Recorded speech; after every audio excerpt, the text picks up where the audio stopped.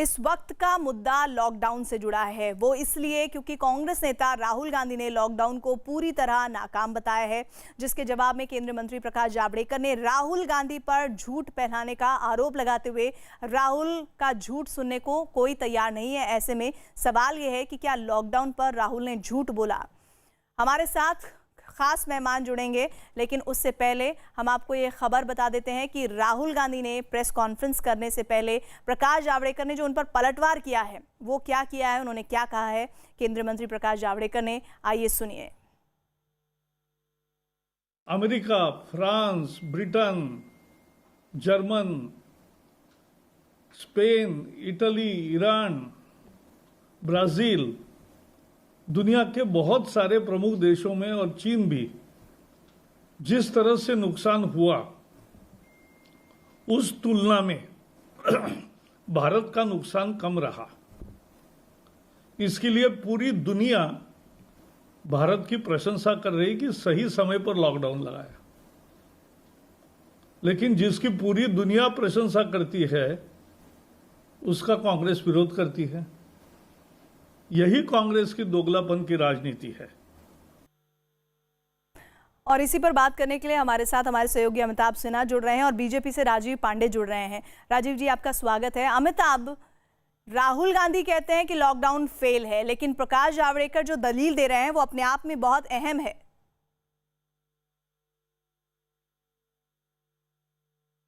से बात करके की कांग्रेस की अध्यक्षा सोनिया गांधी से बात की, शरद पवार से बात की, तमाम गैर बीजेपी शासित मुख्यमंत्रियों से बात की। उसके बाद लॉकडाउन का फैसला हुआ, लॉकडाउन बढ़ाया गया, तब भी वीडियो कॉन्फ्रेंसिंग की गई तमाम मुख्यमंत्रियों के साथ। तो ऐसे में आरोप लगाना कि सरकार खुद ही आगे बढ़ती जा रही है, एक तरफा फैसले ले रही है, तो ये बिल्कुल बेबुनियाद और मनगढ़ंत है। सरकार का ये भी दावा है और पूरा भारत इसको देख रहा है, पहली बात। दूसरी बात, अगर लॉकडाउन नहीं होता तो शायद शुरुआत में जो हमारे पास टेस्टिंग किट नहीं थी, हमारे पास इतने सारे आईसीयूज नहीं थे, हमारे पास वेंटिलेटर्स नहीं थे शुरुआत के दौर में। जनवरी फरवरी की बात करें तो शुरुआत के दौर में अगर लॉकडाउन नहीं होता तो और ज़्यादा मुश्किल होती यहाँ के हेल्थ सिस्टम को, जो पहले ही से ही चरमराया हुआ था। तो ये दो तीन चीज़ें हैं जिसको ध्यान में रखकर सरकार कर रही है। दुनिया भर से इसका अप्रिसिएशन हुआ है, ये भी सरकार बार बार कह रही है। और जहाँ तक राहुल गांधी के आरोपों की बात है, लोकतंत्र है, विपक्ष है, लगातार मुद्दे उठाए, लेकिन सरकार यही बोल रही है कि संकट में कम से कम सहयोग करो राहुल गांधी जी, आगे हम लोग सारी आपकी निंदा झेल लेंगे। और यही तो बात इसका है, मतलब यह है कि सरकार बहुत क्लियर है अपने स्टैंड पर कि लॉकडाउन पर राहुल गांधी का ये बयान सीधे सीधे झूठा बयान है, भ्रम फैलाने वाला बयान है। देखिए, एक चीज़ तो साफ है कि श्रमिक लौट रहे हैं, दूसरी बात है कि श्रमिकों को लौटने में दिक्कत हो रही है, तीसरी बात है कि उनको घर पहुंचने के बाद क्वारंटाइन किया जा रहा है कि नहीं किया जा रहा है, उनकी टेस्टिंग हो रही है कि नहीं हो रही है, जिन राज्यों में जा रहे हैं, ये भी बहुत बड़ा चिंता का विषय है। तो ये तमाम चीज़ें हैं, ये तमाम तस्वीर को पूरे भारत ने देखा है, हम लोगों ने टीवी पर भी देखा है, लोगों को चलते हुए देखा है। तो ये मुश्किल तो ज़रूर है, लेकिन इसके लिए भी तो समाधान ढूंढे जा रहे थे। यूपी सरकार ने पहल की, बिहार सरकार ने पहल की, कोटा से छात्रों को ले जाने की पहल हुई, उनको भेजने के लिए, वापस भेजने के लिए ट्रेनों की व्यवस्था की गई। तो ये तमाम चीजें हैं जो सरकार ने की हैं, लेकिन राज्य सरकार और केंद्र सरकार को एक जो समन्वय रखना था, वो शायद समन्वय नहीं हो पा रहा है। समन्वय ही ये आरोप इस पूरे निष्कर्ष का नतीजा है जिसे राहुल गांधी कह रहे हैं। लेकिन राहुल गांधी ने आज प्रेस कॉन्फ्रेंस में और क्या कहा है, जरा सुन लेते हैं। उन्होंने कहा कि कोरोना से निपटने के लिए केंद्र सरकार ने 4 चरणों का जो लॉकडाउन किया था वो पूरी तरह नाकाम रहा है। राहुल गांधी के मुताबिक लॉकडाउन के बावजूद कोरोना के मामले पूरे देश में तेजी से बढ़े हैं। राहुल गांधी ने कहा कि केंद्र सरकार को कोरोना से निपटने के लिए प्लान बी देश को बताना चाहिए। नरेंद्र मोदी जी ने कहा था कि 21 दिन में कोरोना की लड़ाई जीती जाएगी। 4 लॉकडाउन हो गए, तकरीबन 60 दिन हो गए। हिंदुस्तान पहला देश है जो बीमारी के बढ़ते वक्त लॉकडाउन बंद कर रहा है। चाहे वो जापान हो, चाहे वो कोरिया हो, चाहे वो जर्मनी हो, फ्रांस हो, सब के सब ने लॉकडाउन जब बंद किया जब बीमारी घटनी शुरू हुई थी। तो ये बात क्लियर है, स्पष्ट है कि हिंदुस्तान का लॉकडाउन फेल हुआ है। तो प्रकाश जावड़ेकर ने इस पर पलटवार किया। ये वही प्रेस कॉन्फ्रेंस है जो राहुल गांधी ने की। प्रकाश जावड़ेकर ने उस पर क्या कहा है वो भी सुन लीजिए। मुझे आश्चर्य होता है, जब लॉकडाउन लगा तब कांग्रेस ने हाय तौबा मचाया कि लॉकडाउन क्यों लगाया, पूरे देश भर में क्यों लगाया, अर्थव्यवस्था तबाह हो जाएगी। यानी जब लगा तो भी विरोध किया, अब अगर उठ रहा है तो उसका भी विरोध करेंगे। तो ये जो कांग्रेस की नीति है, ये दोगलापन है, ये पाखंड है। और राहुल गांधी ने प्लान बी को लेकर क्या कहा है, सरकार को कैसे निशाने पर लिया है, वो भी सुन लीजिए। सरकार को और प्रधानमंत्री को पूछना चाहते हैं कि अब आपका प्लान बी क्या है। बीमारी 21 दिन में गायब नहीं हुई, बीमारी बढ़ रही है। आपकी स्ट्रैटेजी क्या है? लॉकडाउन को आप किस प्रकार से देखते हैं? इसको आप किस प्रकार से रिलीज करेंगे? जो हमारे मजदूर भाई बहन हैं, उनकी आप कैसे मदद करोगे?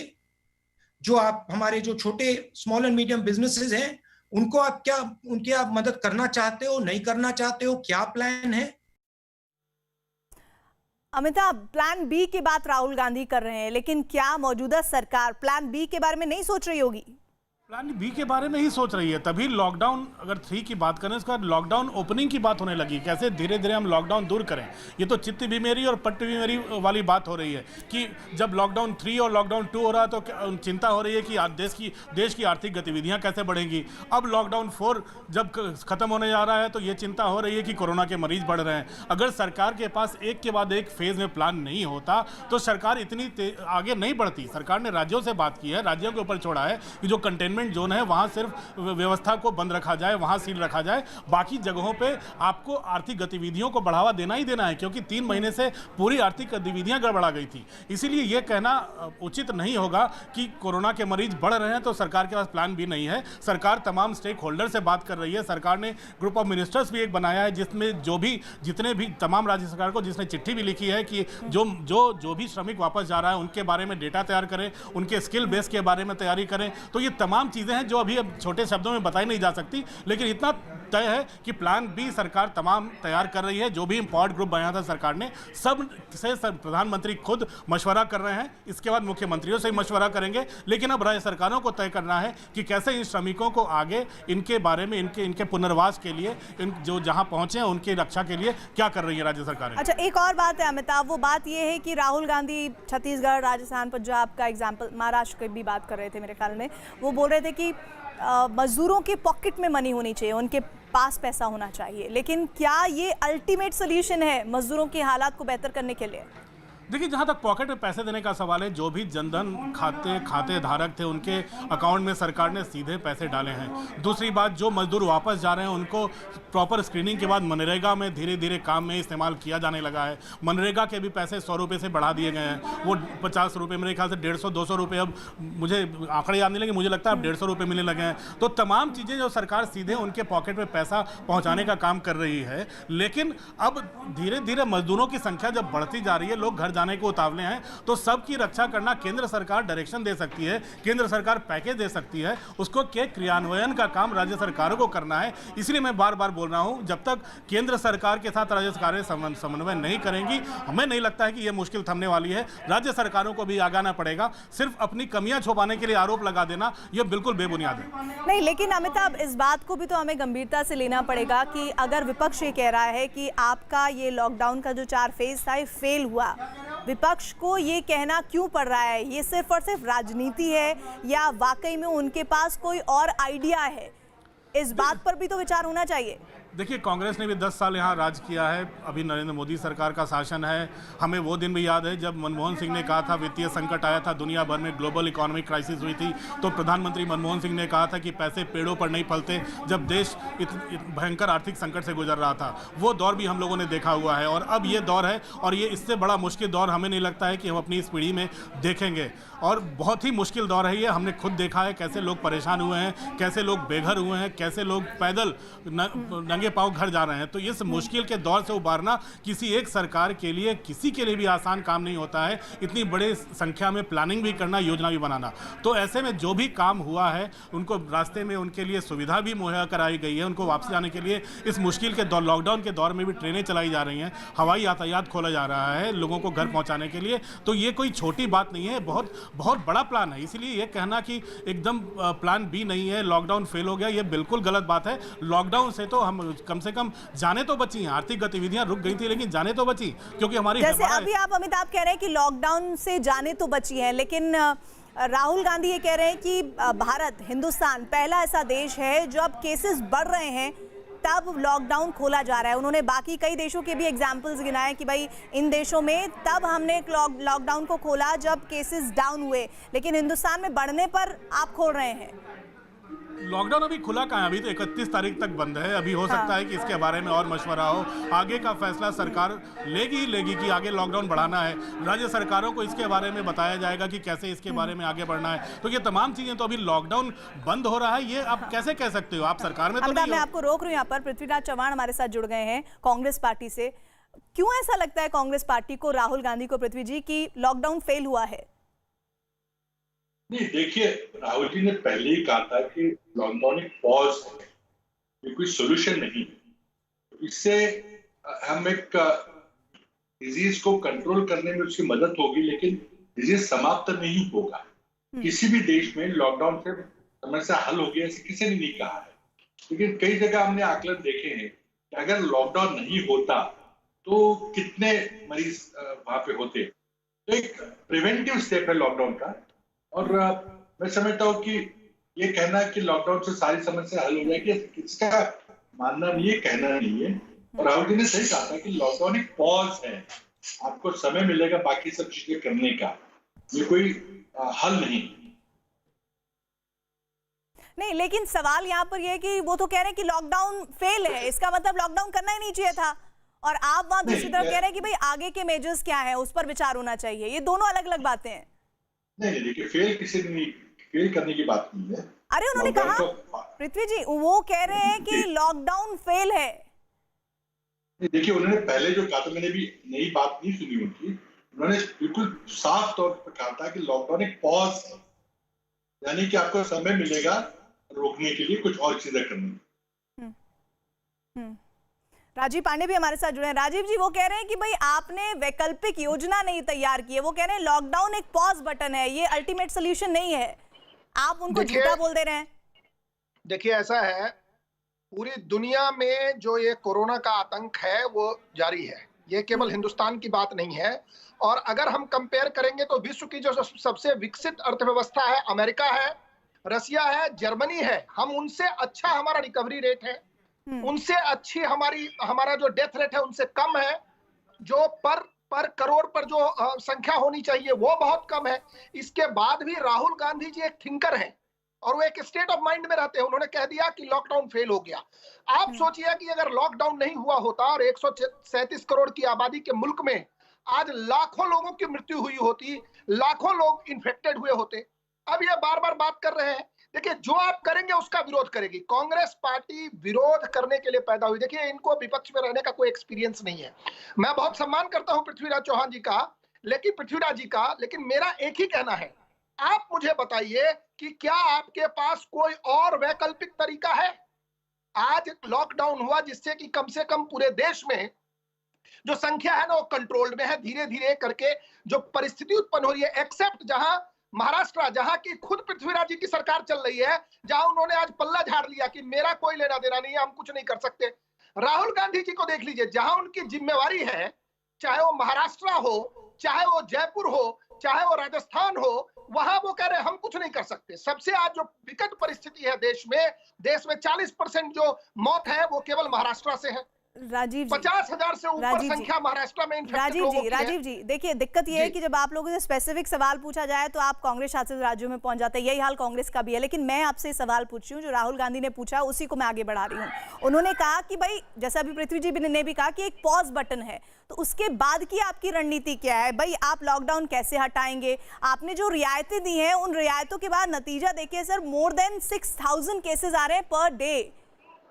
वो मैं सिर्फ देखिए, आपको बता रही हूँ, तो ये चिंता में डालने वाले आंकड़े हैं ना भाई। बिल्कुल आगे चिंता कैसे में करेंगे डालने आप वाले लोग? हैं। ये एक रोड मैप मांग रहा है एक विपक्ष के नाते राहुल गांधी और कांग्रेस पार्टी। मैं जवाब देता हूं इसका। देखिए, अब राहुल गांधी जी ने जो 5 दिन तक लगातार कि हम इकोनॉमी को कैसे पटरी पर लाएंगे, इस पर 5 दिन तक लगातार फाइनेंस मिनिस्टर ने 20 लाख करोड़ का जो पैकेज है उसके बारे में बातचीत हुई, उस पर काम चल रहा है। हिंदुस्तान में सभी स्टेट्स में जो भी रिजर्व बैंक ऑफ इंडिया को करना है, फाइनेंस मिनिस्ट्री को करना है, वो कर रहे हैं। सब जगह जो अपनी स्ट्रेंथ है, चाहे वो वेंटिलेटर की संख्या हो, पीपीई किट की संख्या हो, हॉस्पिटल में बेड्स की, उस पर काम चल रहा है। लेकिन जो इस पर जो राजनीति हो रही है, इस पर जो राजनीति, राहुल गांधी जी एक बार आते हैं और उन्होंने सीधा कह दिया कि लॉकडाउन फेल हो गया।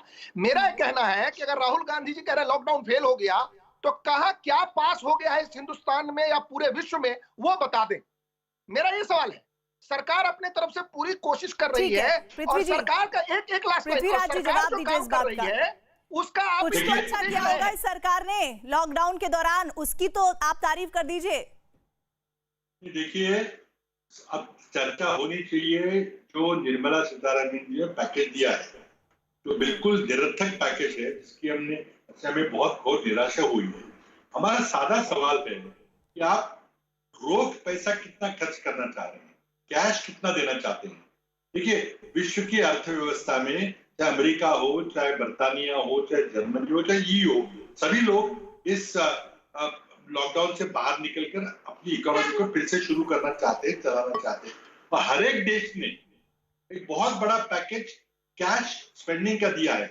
जो मजदूर है कारखानों में, उनको पैसे देने की बात कही है। इंग्लैंड में जहां पे भारतीय वंश के वित्त मंत्री है, उन्होंने हर एक व्यक्ति को $2.25 लाख प्रति माह देने की बात कही है। अमेरिका में $1200 प्रति व्यक्ति प्रति माह देने की बात कही है। एक परिवार को $3400 दिया जाएगा। जर्मनी ने फैसला किया है कि हर एक मजदूर का 60% पैसा सरकार देगी, और पूरे यूरोपियन संघ में ये फैसला होने वाला है। हमारा निर्मला सीतारमण जी से और प्रधानमंत्री से सवाल ये जो आर्थिक पैकेज है, इस पर राजीव जी से हम जवाब लेंगे। पृथ्वी जी, इस बीच एक और जो जानकारी है वो भी साझा करनी जरूरी है। वो ये कि महाराष्ट्र में जारी खींचतान पर कांग्रेस नेता राहुल गांधी ने कहा है कि उनकी पार्टी राज्य में मुख्य भूमिका में नहीं है और उनके पास राज्य में फैसले लेने की जिम्मेदारी नहीं है। I would like to make a differentiation here. We are supporting the government in Maharashtra, but we are not the key decision maker in Maharashtra. We are the key decision maker in Punjab. We are the key decision maker in Chhattisgarh, in Rajasthan, in Pondicherry. So there is a difference between running a government and supporting a government. पृथ्वी जी, ये सीधा सवाल आपसे ये कि पूर्व अध्यक्ष का Congress party के ये बयान सही है कि भाई वो मेन रोल में नहीं है, तो फिर अब क्या कहें? ऐसे हाथ खड़े कर देंगे आप लोग? नहीं, हाथ खड़े करने की बात ही नहीं है। देखिए, सरकार जिसकी होती है, अब देखिए बताइए, दिल्ली में अगर नीतीश कुमार जी को कोई पूछे कि दिल्ली में सरकार किसकी है, नीतीश कुमार जी कहेंगे कि मेरी सरकार है। तो दिल्ली में मोदी सरकार है, महाराष्ट्र में ठाकरे सरकार। देखिए, दिल्ली का एग्जाम्पल आप बिहार से तुलना कर रहे हैं। आप बिहार में आप जाकर पूछेगा तो क्या बोला जाएगा? बिहार में किसकी सरकार है? मुझे मौका मिले तो मैं जवाब दूं। सपोर्टिंग पार्टी है। नहीं, देखिए, सेफ पैसेज मत ढूंढिए पृथ्वी जी। क्या एक पूर्व अध्यक्ष को ये बात शोभा देती है कि वो ये कहे कि भाई हम मेन रोल में नहीं है, हम क्या करें? भाई आपकी सरकार है, पूरी जवाबदेही है। जितनी उद्धव ठाकरे की है, शिवसेना की है, उतनी कांग्रेस की, उतनी एनसीपी की है। पृथ्वी जी, सिंह जी का होगा, अशोक गहलोत जी का होगा, उद्धव ठाकरे जी का होगा। हमारी सादा जिम्मेदारी, कोई जिम्मेदारी तो बच नहीं रहा। लेकिन देखिए, सरकार तो दिल्ली में मोदी जी की सरकार है, महाराष्ट्र में ठाकरे जी की सरकार है, राजस्थान में अशोक गहलोत जी की सरकार है, और अमरिंदर जी की सरकार पंजाब में। लेकिन साझा जब सरकार बनती है तो एक दबाव भी होता है, एक आप में चर्चा होती है, मंथन होता है, सही दिशा में आगे बढ़ने की कोशिश की जाती है। ऐसे थोड़ी होता है कि भाई प्रफुल्ल पटेल कुछ और बयान दे रहे होते हैं, उद्धव ठाकरे कुछ और बयान दे रहे होते हैं, कांग्रेस पार्टी के संजय निरुपम के अलग ही सुर होते हैं, फिर आपसे बोल दे तो फिर आप बोलते हैं निजी बयान है। ऐसे सरकारें थोड़ी चलती है पृथ्वी जी। देखिए, जिम्मेदारी हमारी सबकी है, लेकिन अंतिम फैसला हमेशा मुख्यमंत्री लेते हैं, अंतिम फैसला हमेशा प्रधानमंत्री लेते हैं। तो इसमें कोई, आप इस पर विवाद कुछ मत करिए। देखिए, महाराष्ट्र की जो समस्या है, राहुल जी ने सही बताया है। एक तो पहले हमने एयरपोर्ट का लॉकडाउन करने में गलती कर दी। जब WHO में 11 मार्च को पैंडेमिक घोषित किया था, 25 दिन तक एयरपोर्ट क्यों चालू रखा? हर दिन 16,000 विदेशी पर्यटक, विदेशी नागरिक मुंबई हवाई अड्डे पे आते हैं, लाखों लोग आए। आपने किसी को क्वारंटाइन नहीं किया, सबको हाथ पे ठप्पा लगा के छोड़ दिया। उन्होंने फैसला ही आगे बात। धारावी जैसी जगह जिसके राहुल जी ने, मैं ये कह रही हूँ, महाराष्ट्र के सिचुएशन को कंट्रोल करना तो उद्धव सरकार की जिम्मेदारी है, उसमें आप भी बराबर के साथी हैं, एनसीपी भी साथी है। लेकिन इस बीच राहुल गांधी ने क्या कहा है इस महाराष्ट्र की खींचतान पर, वो भी सुन लीजिए एक बार फिर से। I would like to make a differentiation here. We are supporting the government in Maharashtra, but we are not the key decision maker in Maharashtra. We are the key decision maker in Punjab. We are the key decision maker in Chhattisgarh, in Rajasthan, in Pondicherry. So there is a difference between running a government and supporting a government. ये पतली गली से निकलना नहीं है तो और क्या है पृथ्वीराज जी? बिल्कुल, जो पहले भी उन्होंने कहा था, ये तो मान्यता सबकी है कि जब मुझे 1 मिनट का समय अगर मिले, प्रधानमंत्री होता है या मुख्यमंत्री होता है, क्या दिल्ली में सरकार मोदी जी की नहीं है? उनके सपोर्टर, मुझे 1 मिनट का समय दीजिए पृथ्वीराज जी, अपनी बात को रिपीट कर रहे हैं। जवाब दीजिए। राजीव जी कुछ कहना चाह रहे हैं। राजीव जी देखिए, कांग्रेस पार्टी की रोल में नहीं है तो वो बता रहे हैं कि भाई हम है नहीं। हम आप हमसे सवाल कीजिए छत्तीसगढ़ के बारे में, राजस्थान के बारे में, पंजाब के, हम जवाब देंगे। पृथ्वीराज जी का मैं बड़ा सम्मान करता हूं, लेकिन मेरा कहना है कि संविधान में ऐसी कोई व्यवस्था नहीं है कि आप मिनिस्टर भी रहेंगे और कहेंगे हम की रोल में नहीं है। अरे भाई, आप मिनिस्ट्री के पार्ट हैं, सरकार चलती है काउंसिल ऑफ मिनिस्टर से, और सरकार काउंसिल ऑफ मिनिस्टर्स डिसीजन लेती है। नहीं पृथ्वीराज जी, फिर आप अपने लोगों को बोलिए कि वो विधानसभा में जो उनकी जो सरकार चल रही है ठाकरे साहब की, उनसे इस्तीफा दे दे और बाहर से समर्थन दीजिए। अगर आप बाहर से समर्थन दे रहे होते तो आपके इस आर्गुमेंट को मैं एक्सेप्ट कर सकता था। राहुल जी अगर बाहर से समर्थन दे रहे होते उद्धव ठाकरे जी की सरकार को और एनसीपी की सरकार को, तो मैं आपके इस आर्गुमेंट को एक्सेप्ट कर लेता और दुनिया भी एक्सेप्ट कर लेती। देखिए, ऐसी बात चलेगी नहीं। आप ये नहीं कह सकते, you can not have it and eat it too. आज जो सरकार है उसकी सारी जो गलतियां हैं उसके लिए तीनों पार्टी जिम्मेवार है। उसकी अगर कोई खूबियां है, मुझे दिख नहीं रही है।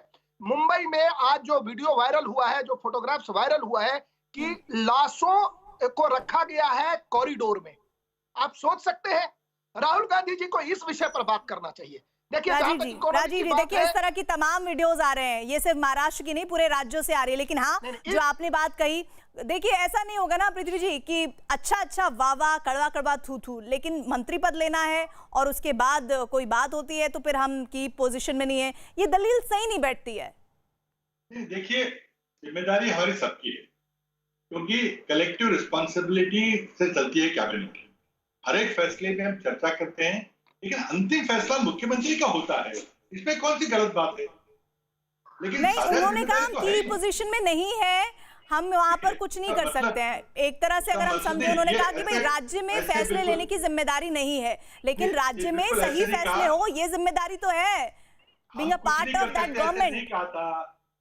देखिए, हमने ऐसे नहीं कहा था कि कुछ नहीं कर सकते, इतना ही कहा था कि नेतृत्व कौन कर रहा है। अब दिल्ली में जो भी देश में गलतियां हो रही है उसके लिए मोदी जी जिम्मेदार नहीं होंगे क्या? नीतीश कुमार जी सपोर्टिंग पार्टी वो जिम्मेदार होंगे? नीतीश कुमार जी सरकार में नहीं है, लेकिन सपोर्ट कर रहे हैं। अमिताभ जी कुछ कहना चाह रहे हैं। अमिताभ जी, ये जो राहुल गांधी का बयान आया और पृथ्वी जी और पांडे जी अपना बहस जारी किए हुए, लेकिन एक बात कहना चाहूँगा, कल से जो महाराष्ट्र की राजनीति में हलचल मची हुई है, लगातार गवर्नर से लोग मिल रहे हैं, देर रात 2 बजे तक बैठक हो रही है एनसीपी नेताओं की और उद्धव ठाकरे की, और राहुल गांधी का ये बयान दिखा रहा है कि अब पूरे के पूरे महाराष्ट्र में जो भी संकट है उससे कांग्रेस पल्ला झाड़ रही है कि हमारा कोई दोष नहीं है, और ये पूरे महाराष्ट्र की आने वाले दिनों की राजनीति बयान कर रहा है। नहीं, लेकिन साथ ही ये भी तो बयां कर रहा है कि कैसे मौके की नजाकत का फायदा या मौके की नजाकत पर क्या फैसला लिया जाए, ये बीजेपी भी अच्छे से समझ रही है। अमिताभ, बिल्कुल, बीजेपी वेट एंड वॉच की पॉलिसी में है, जो भी है महाराष्ट्र में चल रहा है, लेकिन जो तीनों घटकों में चल रहा है वो मतभेद धीरे धीरे सामने आ रहे हैं। इससे बात साफ हो रहा है और आने वाले 1-2 दिन में हो सकता है, अगर ठंडा नहीं हुआ तो शायद बीजेपी का वेट एंड वॉच भी खत्म हो जाए। पृथ्वी जी, संजय निरुपम क्यों ऐसे कुछ भी आके बोल देते हैं, फिर आप लोग कहते हैं उनका निजी बयान है। अभी उन्होंने जो कहा वो आपने सुना ही होगा। आप लोगों की सरकार की जो टिकड़ी है उसकी फजीयत करने में बाज नहीं आते हैं, कोई भी कसर नहीं छोड़ते हैं। वो ऐसा क्यों कर रहे हैं? वो देखिए, वो मेरी जिम्मेदारी नहीं, संजय जी क्या आपकी पार्टी में ही है ना। देखिए, मैं ये कह रहा हूँ कि महाराष्ट्र सरकार को कोई खतरा नहीं है।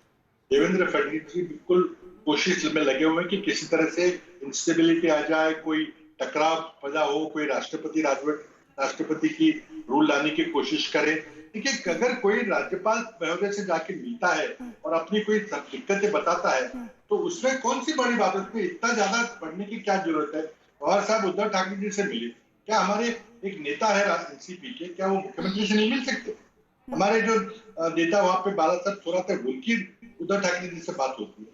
क्या मुख्यमंत्री को अंतिम फैसला नहीं, लेकिन अगर इस तरह की खबरें आती है कि उद्धव ठाकरे नाराज हो गए हैं और शरद पवार मनाने पहुंचे हैं, तब तो कुछ ना कुछ गड़बड़ है। अगर इस तरह की बातें बाहर भी आ रही हैं तो ये आप लोगों के लिए नुकसानदायक है। ये सिर्फ बीजेपी की ओर से फैलाई जा रही बात है, ऐसी कोई बात नहीं है। चलिए, राजीव जी कुछ बोलना चाह रहे थे, मैं आ नहीं पाऊंगी। राजीव जी, समय की कमी है। पृथ्वी जी आपका और राजीव जी आपका हमारे साथ जुड़ने के लिए शुक्रिया। अमिताभ, आपके साथ तो हम आगे भी लगातार जुड़ते रहेंगे तमाम जानकारियां साझा करने के लिए। और एक ब्रेक हम ले रहे हैं, जल्द लौटते हैं।